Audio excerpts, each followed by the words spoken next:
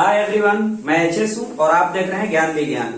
बच्चों, आज के इस सेशन में हम लोग फिजिक्स के एक प्रॉब्लम को करने वाले हैं जो बॉडी अपॉन बॉडी से रिलेटेड होगा, जिसमें एक ब्लॉक के ऊपर एक ब्लॉक के ऊपर एक ब्लॉक, मतलब 3 ब्लॉक को एक दूसरे के ऊपर रखा रहता है। वो प्रॉब्लम काफी परेशान करता है। तो आज के इस सेशन में चलिए हम शुरुआत करते हैं उस प्रॉब्लम को। प्रॉब्लम एच सी वर्मा का होगा। क्वेश्चन नंबर ये 23 है। अगर एच सी वर्मा की बुक आप फॉलो करते होंगे तो वो प्रॉब्लम परेशान करता है, इसलिए मेरा मन हुआ कि आज आप लोगों के लिए उस प्रॉब्लम का मैं सोल्यूशन दे सकूं। और जैसा कि मैंने पिछले वीडियो में बोला था कि इस प्रॉब्लम को हम लोग के एक मेथड मैंने बोला था, डिमांड एंड सप्लाई मेथड, तो उसी मेथड से हम लोग इस प्रॉब्लम को करने वाले हैं। तो चलिए बिना देर लगाए हम वीडियो की शुरुआत करते हैं। ये एक ब्लॉक है, इसके ऊपर एक ये दूसरी ब्लॉक है, इसके ऊपर एक ये तीसरी ब्लॉक है। इस ब्लॉक का नेमिंग कर लीजिए। ये ब्लॉक ए है, ये ब्लॉक बी है और ये ब्लॉक सी है। और नीचे ग्राउंड पर ये इंटायर सिस्टम को रखा हुआ है।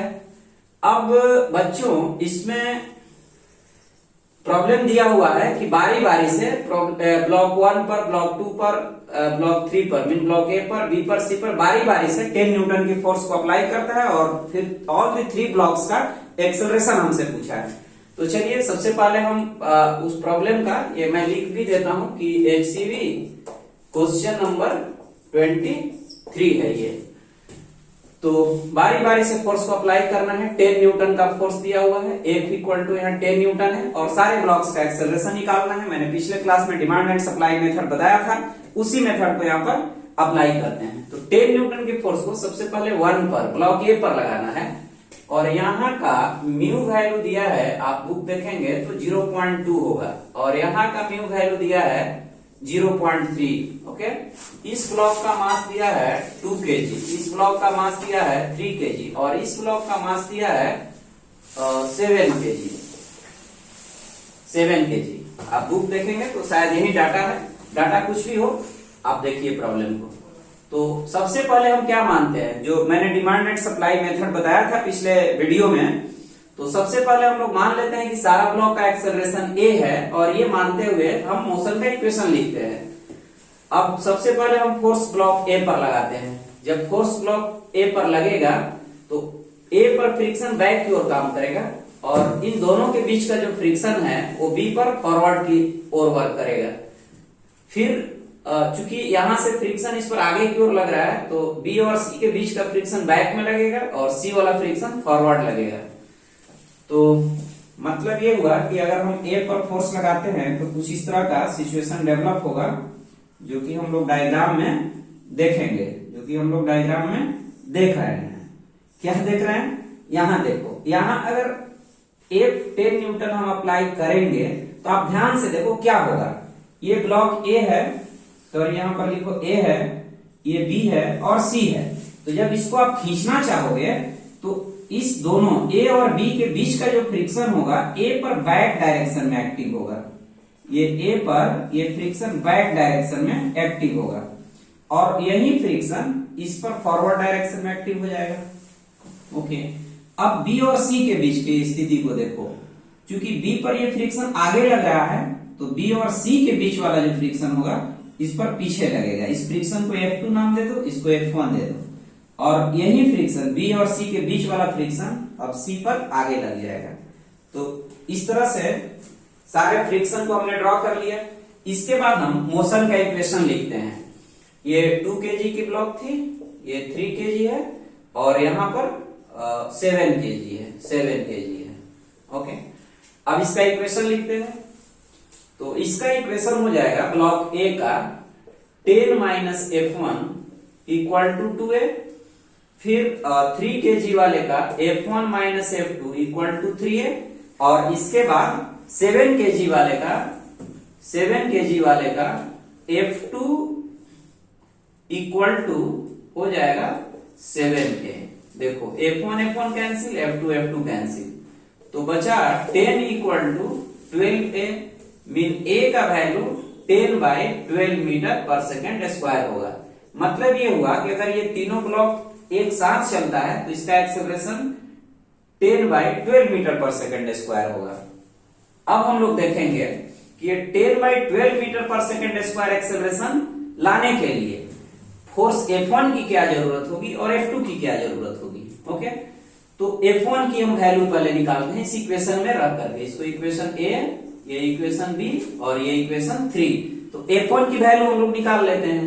आप देखिए यहां से 10 minus F1 equal to 2a, और ये इंप्लाई करेगा F1 equal to 10 minus 2a, mean 10 minus 2 into 10/12,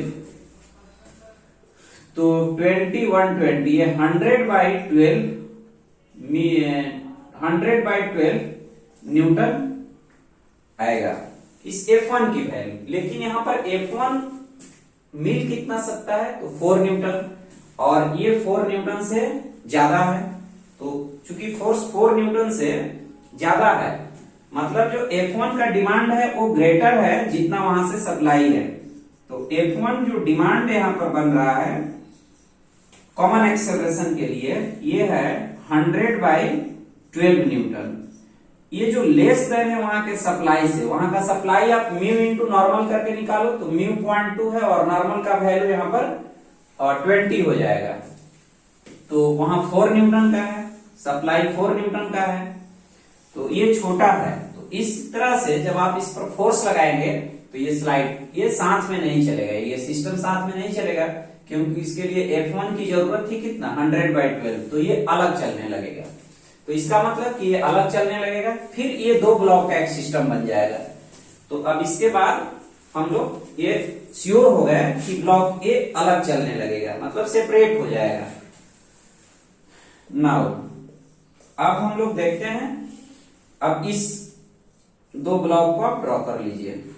ये दोनों ब्लॉक को ड्रॉ कर लिए, ये ब्लॉक बी हो गया, ये ब्लॉक सी हो गया। ये श्योर हो गया कि अब यहां पर लिमिटिंग फ्रिक्शन लग रहा है 4 न्यूटन, क्योंकि ये ब्लॉक सेपरेट हो गई, अब अलग होकर के चलने लगेगी।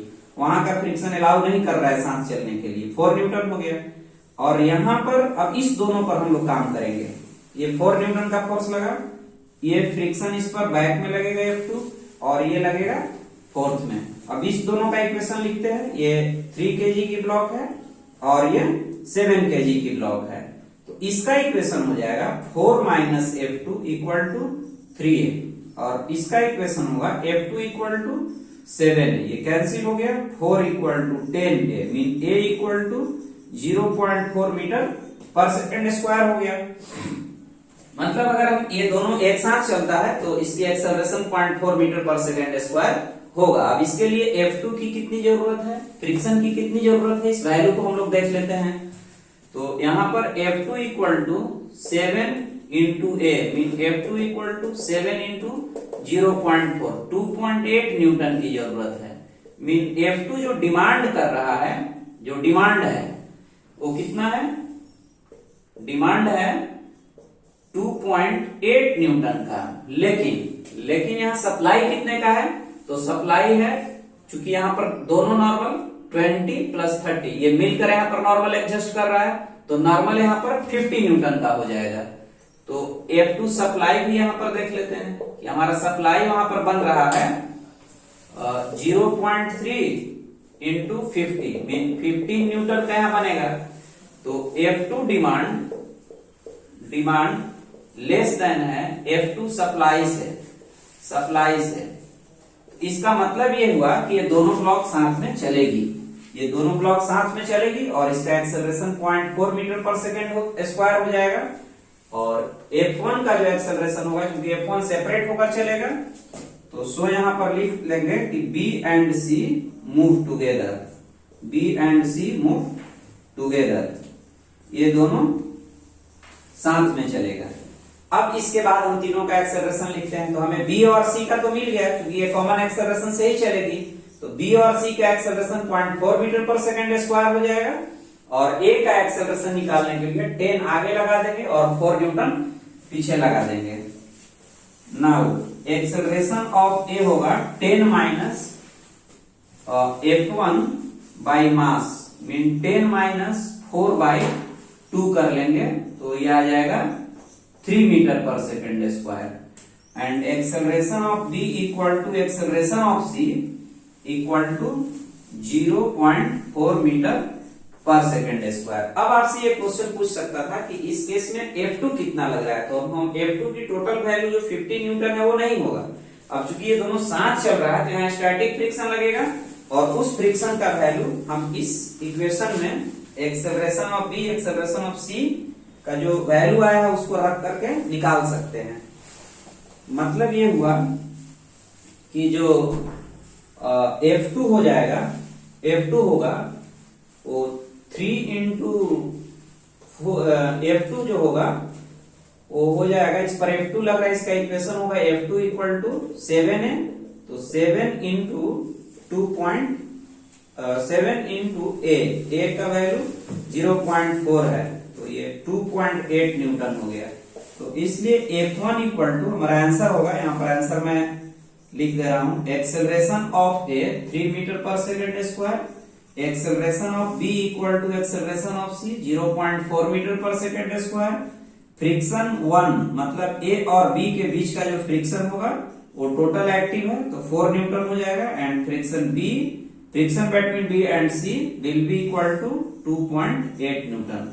तो this is the solution of part 1 of this problem. इसी तरह से हम बी पर फोर्स लगा करके भी एक्सेलरेशन की वैल्यू निकाल सकते हैं, सी पर भी फोर्स लगा करके एक्सेलरेशन की वैल्यू निकाल सकते हैं। Thank you for watching video.